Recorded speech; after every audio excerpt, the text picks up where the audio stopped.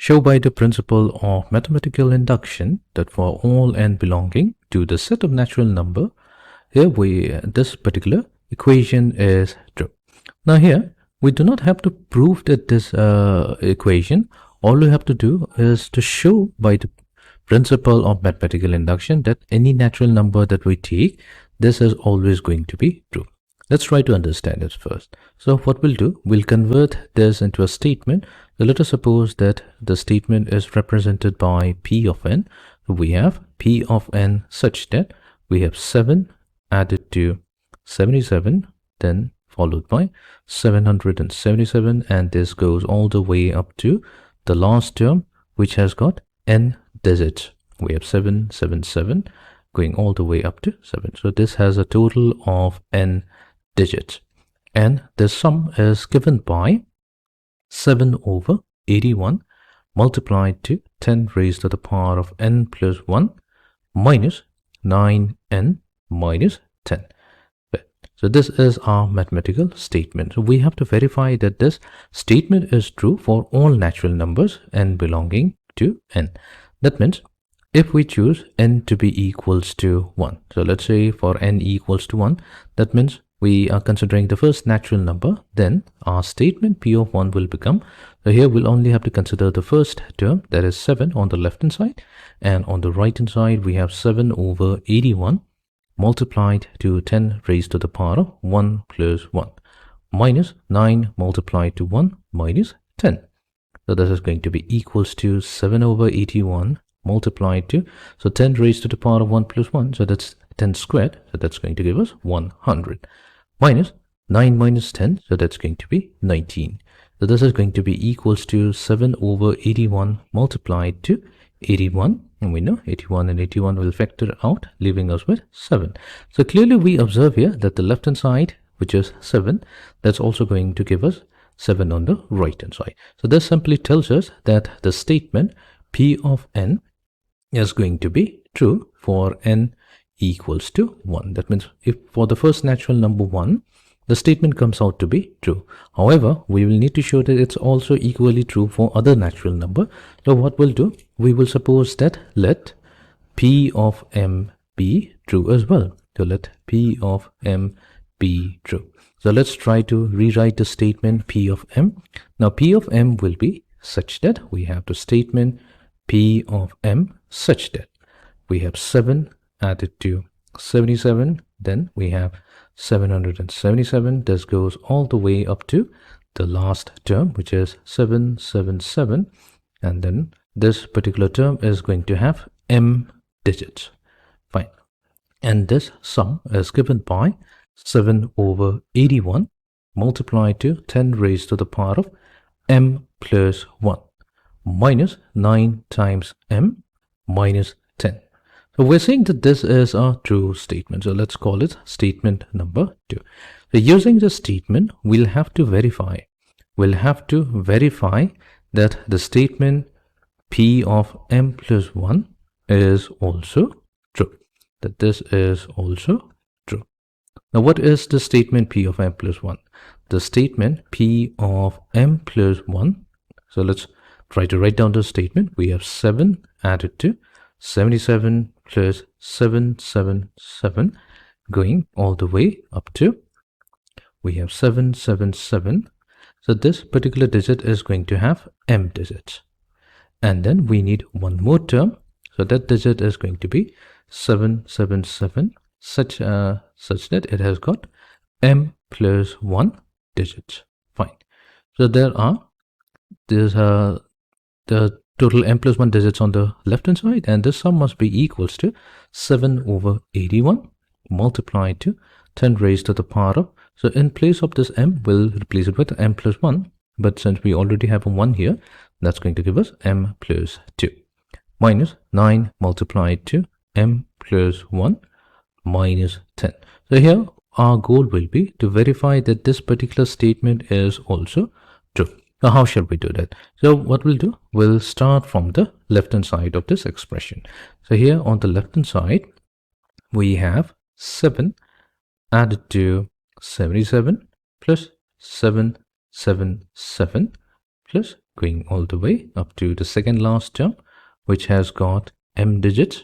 So this is going to have m digits, and then to it we're going to add one more term, and that particular term has got m plus 1 digits. Fine. This is going to have m plus 1 digits. Now, since we have already considered that P of m is a true statement, so this being a true statement, so here what we can do in our left hand side, if we consider the first term and sum it up all the way to the second last term, so this is simply going to be equals to 7 over 81 multiplied to 10 raised to the power of m plus 1 minus 9 times m minus 10 added to the term containing m plus 1 digits. So we'll try to combine it. So we have m plus 1 digits here. Okay, so let's try to simplify this second term first. So our first term that remains same. So we have 7 over 81 multiplied to 10 raised to the power of m plus 1 minus 9m minus 10. Let's keep it aside as it is. Now here what we'll do, in this digit, let's take 7 as the common factor. So if we take 7 as the common factor, so it's simply 7 multiplied to 111. So this is the term that contains m plus 1 digits. Fine, m plus 1 digits. So this is going to be equals to, we again have the first term. So what we'll do in the second term, we're going to multiply and divide by 9, such that we get 7 over 9 multiplied to 999. So this particular number has got m plus 1 digits as well. Okay, further simplification is now going to give us, so we have again the first term, let's keep it as it is. We have 7 over 9. Now this particular expression, or we can say the number within parentheses, can be also expressed as 10 raised to the power of m plus 1 minus 1. Let's try to understand it. So if we have 99, now what is 99? That has 99 can be also expressed as 100 minus 1, or we can say it's 10 squared minus 1. Now 99, that has got how many digits? 2 digits. So what we can do, we can, instead of writing 99, we can take 10 and raise it to the power of the number of digits that we have, and 99, so that's 2. So 10 squared minus 1. So we can verify that if we have 999, so that's simply going to be 10 cubed minus 1, because 1000 minus 1, that's 999. So this is what we have done. So 999, so this particular digit which has got m plus 1 digit, we have written it as 10 raised to the power of m plus 1 minus 1. Fine. Now we have now two terms. Now from both of the two terms, let's take 7 over 81 as the common factor. Now from the first term, we have 10 raised to the power of m plus 1 minus 9m minus 10 added to. So here we have 9 multiplied to 10 raised to the power of m plus 1 minus 9. Fine. So this is going to be equals to 7 over 81 multiplied to, so we can combine the first term and the fourth term. So that's going to give us 10 multiplied to 10 raised to the power of m plus 1. Fine. Then we have negative 9m, so negative 9m. Then we have negative 9. So we're keeping the negative 9 as it is, and we have negative 10. Fine. Now we are almost done. We have 7 over 81. This is going to get multiplied to, so 10 multiplied to 10 raised to the power of m plus 1. So that's 10 raised to the power of m plus 1. So we can write it as m plus 1 added to 1 minus. So from these two terms, we can take 9 as the common factor. So negative 9, so that gets multiplied to m plus 1 minus 10.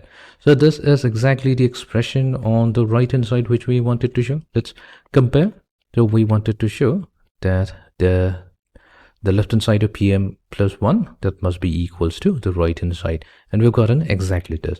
So this simply tells us, so let's write it out, since the left hand side of our expression equals the right hand side, so this simply tells us that the statement p of m plus 1 is true as well.